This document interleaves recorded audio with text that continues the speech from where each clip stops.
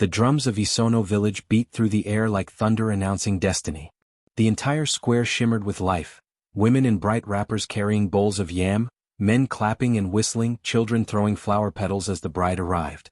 At the center of it all walked Amma, a young woman with gentle eyes and the grace of someone raised by struggle but crowned by kindness. Her beauty was not loud, it was the kind that glowed quietly like sunlight on still water. Today was her wedding day. The people murmured as she passed, "Kwame chose a poor girl, but she's beautiful." Others said, "A heart like hers brings blessings." Kwame, tall and proud, stood waiting beneath the great Irako tree where marriages in the village had been sealed for generations. When he saw her, his smile softened. He took her hand and said, "Amma, from this day no storm shall reach you unless it passes through me first."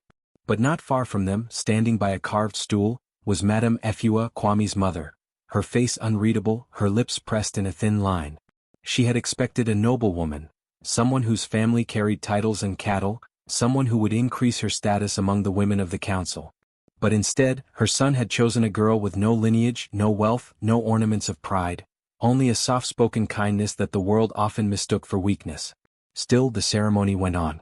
The old priest blessed them, the drums rose higher, and the people danced in circles, their voices echoing through the golden afternoon. Amma smiled through it all. She felt like her heart was finally home. When she looked at her new mother-in-law, she saw sternness but not hate, not yet. So she bowed deeply before her, touching the earth and saying, "Mama Efua, I may not have gold or name, but I will serve you with my hands and honor you with my heart." Efua's eyes flickered, then she smiled a smile that didn't reach her eyes. "We shall see, my daughter," she said softly, turning away. That night the feast was grand. The courtyard glowed with lanterns and the smell of roasted goat filled the air. The villagers sang praise songs for the new couple. Amma served food to the elders herself, a gesture of humility, while Kwame laughed proudly among his friends. But even amid laughter, Amma felt a strange chill.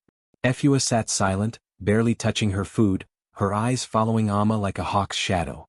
Later, when the music faded and the night quieted, Amma walked out to the compound, her bare feet on cool earth, watching the stars. She whispered to herself, "Let me be a good wife. Let me bring peace to this home." She didn't notice the curtain behind her shift. Efua had followed quietly, her voice cutting the silence. "Peace is earned, my daughter, not brought." Amma turned, startled, bowing again. "Yes, Mama. I only wish to make you proud." Efua's gaze lingered. "You are polite, Amma. But politeness hides ambition. I will see your true heart soon enough." With that, she walked back into her room, her gold bracelets jingling softly, like a warning bell. Amma stood alone for a long time, the stars above her like witnesses to a promise she didn't yet understand. The next morning the drums were gone, the feasting over. Amma woke before dawn, fetching water, sweeping the courtyard, washing clothes, her fingers raw but her spirit light. She wanted to prove she belonged. When Kwame's friends came to visit, Amma served them water and food with quiet grace. One of them said, "Your wife is a blessing." But Madame Efua's response was cold, "Blessings are easy to see in the morning. Let us wait for night." It was the first whisper of what would come, the beginning of a silent war. Amma smiled and carried on, unaware that every kind act she did, every word she spoke, would soon be twisted and turned against her. That evening, as the sun sank behind the hills, Efua stood by her window, watching Amma laugh with a child who had come to play. The old woman's jaw tightened. "She wins hearts too easily," she murmured. "That smile, it hides something." And with that, the first seed of suspicion was planted. A seed that would grow into a forest of lies. But far beyond the hills, the wind carried a faint whisper, as if the ancestors themselves already knew. Truth walks slowly but it never loses its way. The sun climbed gently over the rooftops of Isono village, spreading golden light across the red earth. Roosters crowed, children chased goats, and smoke rose from cooking fires in a soft blue haze. It was the kind of morning that promised peace, yet inside Madame Efua's compound, a storm had already begun to stir. Amma knelt in the courtyard, pounding yam in a mortar, her face shining with sweat but her eyes calm. Her hands moved with rhythm. Thud, thud, thud. Each strike echoing her quiet determination to be the perfect daughter-in-law. She wanted no complaints, no gossip, only peace. But peace in Efua's house was a stranger. Efua sat nearby with two women from the neighboring compounds, her old friends Auntie Na and MMA Corker. They fanned themselves with palm leaves as they talked, voices sweet with false concern. Your son's new wife is hard-working, said Auntie Na. The villagers speak well of her. Efua's fan froze mid-air. Work is easy for a girl who has nothing else to offer, she said sharply. She wants people to see her as an angel.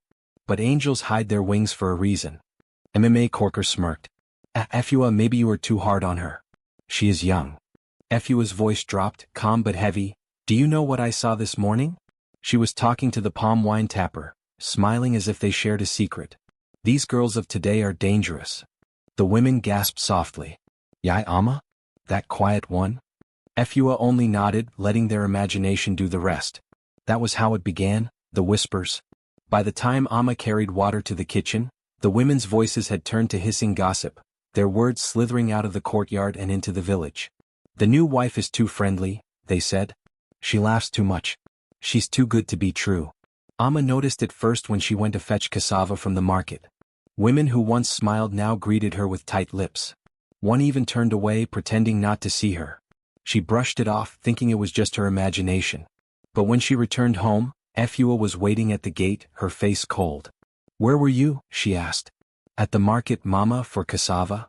And why were you gone so long? Whose company delayed you? Ama's heart stumbled. No one, Mama. I helped a trader whose basket fell. Efua crossed her arms. A kind heart can easily become a foolish one. Remember that. Ama bowed her head, swallowing the sting of tears. She did not know that Efua's voice had already visited other ears, the kind that love scandal more than truth. That night, when Kwame came home, he was quiet during dinner. Ama noticed but said nothing until she could no longer bear the silence. Husband, did I do something wrong? Kwame hesitated, then sighed. Ama, my mother says the women in the village are talking, that you are too free with your laughter, too open with men. Tell me this isn't true. Ama's pounding heart faltered. Kwame, how can they say that? I speak to everyone with respect. You know me. He looked into her eyes, and for a moment she saw doubt flicker there. That flicker burned deeper than any insult. She reached across the bowl between them. My husband, believe me. Kwame took her hand, but his grip was weak, uncertain. I do, Ama, he said softly. But you must be careful. People watch. That night, Ama lay awake listening to the crickets sing outside, her tears soaking into the mat. The same woman who had promised peace now felt it slipping through her fingers like water. Days passed, and the distance between her and her mother-in-law grew wider. Efua's words were soft, but her looks were knives. Every act of kindness Ama offered was turned into suspicion. When she brought food, Efua said, You are trying too hard. When she stayed silent, Efua said, You are sulking. One afternoon, Ama overheard Efua speaking to a neighbor by the fence. She is trying to charm my son away from his duty, Efua whispered. She wants to rule this house. Ama froze. Her hands trembled so much that the calabash she was holding slipped and broke. The sound startled them, and Efua turned sharply. Oh, you heard? Efua said coolly. Then remember, a good woman listens but a wise one learns. Ama gathered the broken pieces quietly and retreated, her throat tight. That evening, as rain clouds gathered in the distance, she sat under the eaves, watching the first drops fall. The scent of earth filled the air, sharp, clean, almost comforting. Yet she felt none of it. She whispered to the wind, Why does kindness always sound like guilt when others tell the story? In that moment, lightning cracked across the sky, and thunder rolled like judgment. The storm outside mirrored the one brewing in her heart. Inside, Efua sat before her shrine, whispering prayers not for peace but for control. Let her stumble, she murmured. Let the truth I create become her truth. And so it was. The lies had taken root. They grew unseen, wrapping themselves around Ama's name, waiting for the moment they would bloom in full humiliation. But somewhere deep in the soil of fate the ancestors stirred. For every lie has a shadow, and when the sun of truth rises, even the longest shadow must disappear. The rains had passed and the earth was fresh again. In the courtyard, Ama swept the wet leaves away, her bare feet pressing against the cool ground. She could hear the rhythmic clang of pestles and the chatter of neighbors. To anyone watching, it looked like an ordinary day in a peaceful home. But beneath the surface, something poisonous had begun to stir. Since the day of those whispered rumors, Ama had felt it, the weight of unseen eyes. When she went to the stream, the women who used to joke and sing with her now whispered into their palms. When she bought food from the market, traders offered fake smiles. Even the village children, innocent as they were, sometimes pointed and giggled when she passed. It was as if her shadow had become tainted by someone else's story. Inside the compound, Efua played her part with perfection. To Kwame she was the worried mother, to the villagers the patient elder, to Amma the silent storm. One morning Efua called Amma into her room. "My daughter," she said, her voice smooth as oil, "you have been in this house long enough. You know our ways now." Amma knelt politely. "Yes, Mama." Efua gave a faint smile. "Then help me tomorrow. The Women's Council will gather here. I want you to cook for them, show them that I raised a good daughter." Amma's eyes brightened. It was the first time Efua had spoken kindly to her in weeks. "Yes, Mama. I'll make you proud." Efua nodded slowly, her mind already weaving something darker. The next day dawned bright and warm. Amma woke before the sun, grinding spices, washing vegetables, roasting meat. The smell of pepper soup filled the air. Efua watched from the doorway, pretending to help but adding quiet words to twist the picture in her favor. When the guests arrived, the courtyard was full of color, women in bright wrappers, beads glinting in the sun, laughter echoing. Amma moved gracefully, serving each guest, bowing with humility. Her food was praised, her smile admired. "Ah, Efua," one woman said, "your daughter-in-law is precious. You are blessed." Efua's lips curved slightly. She hummed, then lowered her voice. "Blessings can turn quickly if one isn't careful. Sometimes a sweet tongue hides a bitter heart." The woman blinked, unsure how to respond, and Efua continued with an innocent shrug. "She means well but she likes attention. You know how young women can be." By the time the gathering ended, Efua's words had already been carried into the wind, half-truths coated in honey, sweet enough to travel. Amma, unaware of the poison spreading in her name, cleaned the pots and smiled when Kwame returned home. "Mama said I did well today," she told him eagerly. Kwame smiled weakly. "I'm glad," he said, but his voice lacked warmth. "Though, I heard something strange at the market." Amma frowned. "What is it?" Kwame looked uneasy. "People said you served the guests before Mama, and that you sat before they had eaten. Is that true?" Amma's face went pale. "No, Kwame. I would never. Mama was the first I served, she knows." He rubbed his forehead. "I know you wouldn't, but just be careful. People talk." Amma bit her lip to stop the tears. Even when she did right, her goodness came back twisted. Later that night, as she fetched water from the well, she overheard two neighbors speaking beyond the wall. "Efua's daughter-in-law is a clever one," one said. "She's pretending to be humble so she can take over." The other replied, "Yes, Efua told me herself. The girl wants to control her husband." The words pierced Amma's chest like thorns. She dropped the bucket and ran inside, her heart pounding, her breath trembling. Inside, Efua sat on a stool, humming softly as she polished her bangles. "Mama," Amma said quietly, "why are people saying these things about me?" Efua looked up, feigning confusion. "What things?" "That I'm proud, that I want to take over this house." "You know it's not true." Efua sighed deeply. "Amma, I don't know what you've been hearing, but where there's smoke, there's fire. If so many people are speaking, maybe you have given them reason."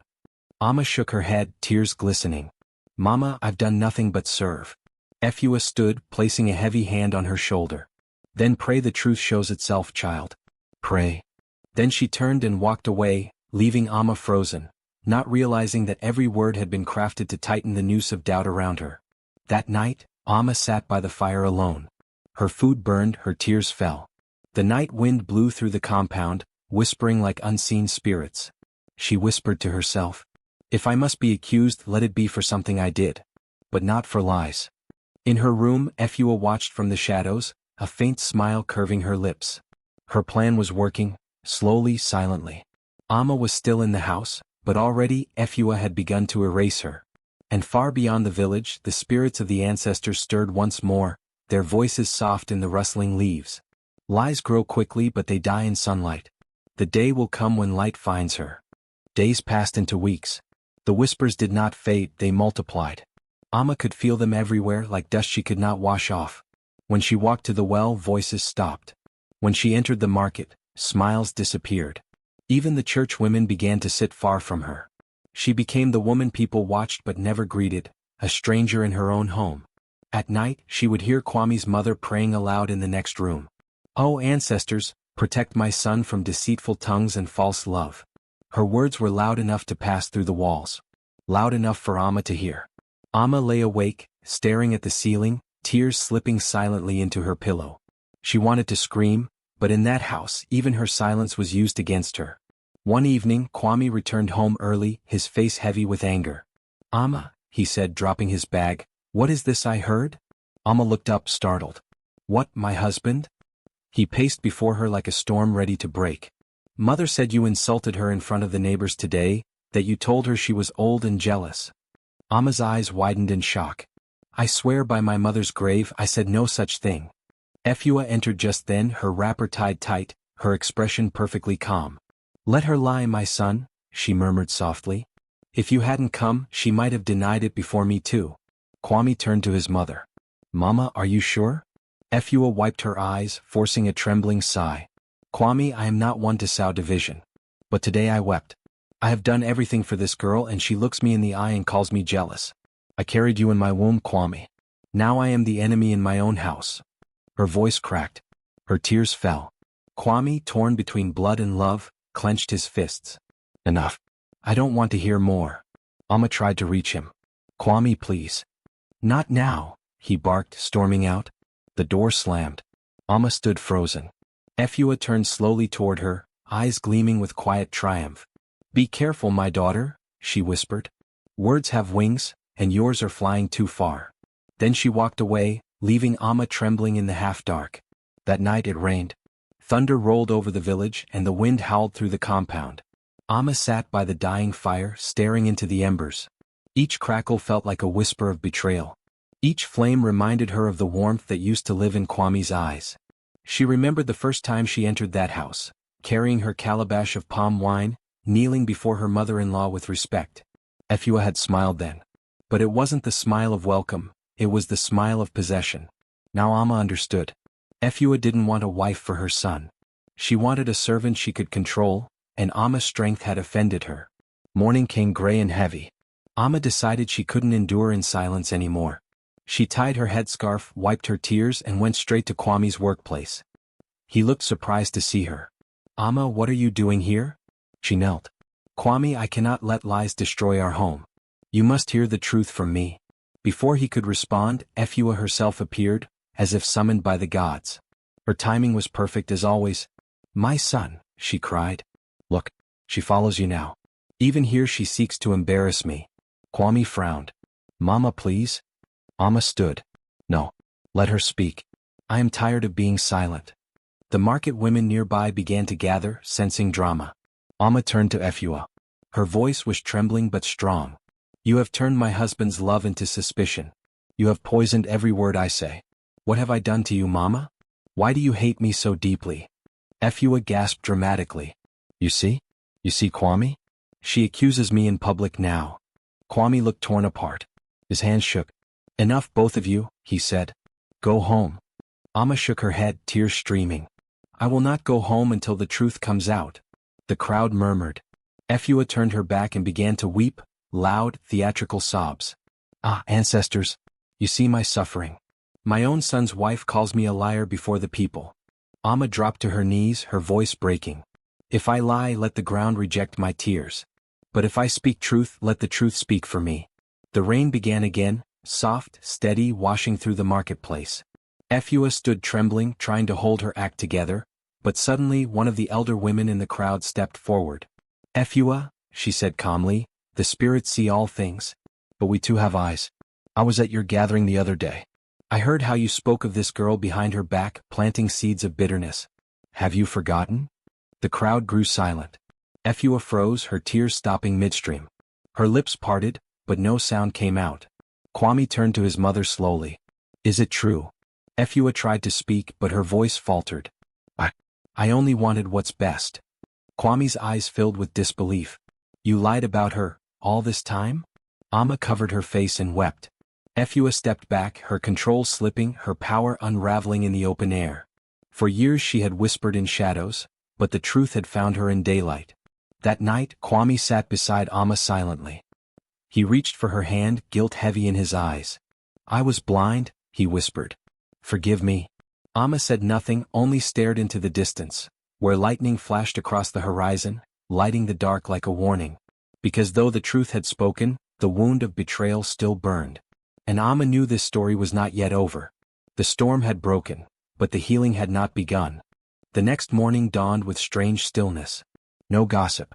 No laughter from the market. Even the wind seemed to hold its breath. In the compound, Efua sat alone on her wooden stool, her wrapper loose, her eyes swollen. The truth had burned through the village faster than fire on dry grass. Her name, once respected, now carried the weight of shame.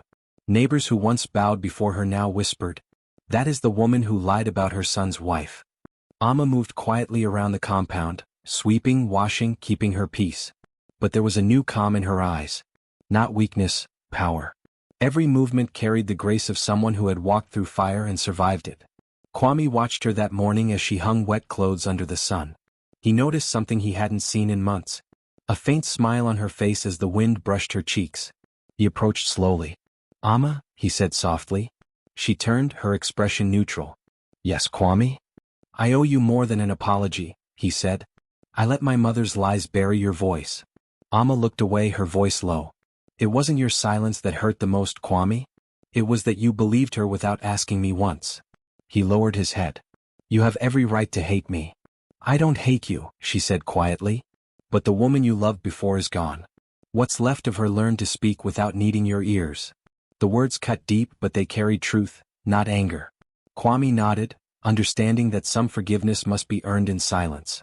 That night, the elders called for a family gathering, a purification of truth they called it.